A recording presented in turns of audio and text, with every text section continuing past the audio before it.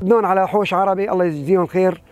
امناهم وطلعنا يم دار اهلي، اهلي كلهم اغلبيتهم ميتين. المتوفين من اهلي يا اخوتي، امي توفت ومرت اخوي ابراهيم الثاني توفت، وعنده ابن اسمه طارق توفي.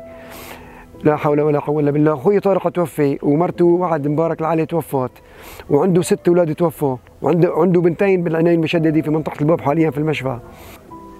توفي ابني الصغير اسمه محمد عمره 5 سنين ونص ونصف، وبنتي صفا عمرها شي 8 سنين. كانوا نايمين على ايدي الله يرحمهم. اولادي على ايدي اليمين وايدي اليسار توفوا الله يرحمهم.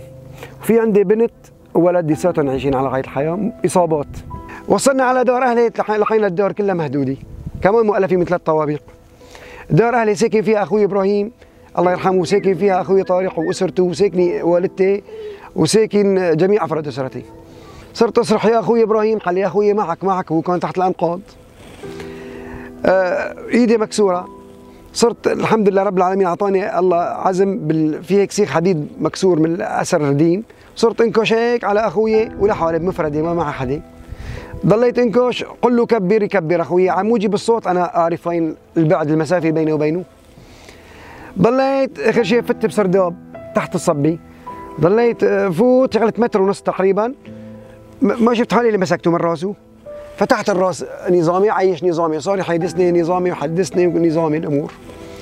قلت له يا اخوي هلا انت امنت عليك، صرت اتنفس كذا، لان انا ما بقدر شيل الصبي، بدي دفاع مدني، بدنا عالم تساعدني لحالي، ما في غير انا لحالي. وإنا لله وإنا إليه راجعون، حسبنا الله ونعم الوكيل.